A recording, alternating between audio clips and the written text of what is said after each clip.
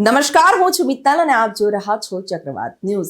નજર કરીએ સમાચારો પર. ત્યારે અમરેલી જિલ્લાના જાફરાબાદ તાલુકાના નાગેશ્રી ગામે ભાવનગર સોમનાથ નેશનલ હાઈવે પર શિવ શક્તિ હોટલનું ઉદ્ઘાટન કરવામાં આવ્યું હતું.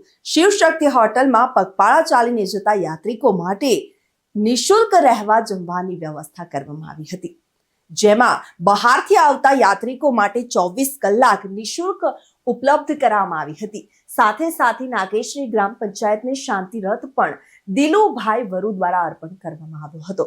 ભાવનગર સોમનાથ નેશનલ હાઈવે પર આવતા નાગેશ્રી ગામે શિવ શક્તિ હોટલ ખુલ્લી મૂકતા કોહિનૂર ગ્રુપના માલિક દિલુભાઈ વરુ, જાફરાબાદના નાગેશ્રી ગામના વતની દિલુભાઈ વરુ દ્વારા શિવ શક્તિ હોટલ ખુલ્લી મૂકવામાં આવી, જેમાં રાજુલા જાફરાબાદના ધારાસભ્ય હીરાભાઈ સોલંકી, પૂર્વ ધારાસભ્ય અમરીશભાઈ ડીર તેમજ સાધુ સંતો ભૂદેવ ઉપસ્થિત રહ્યા હતા.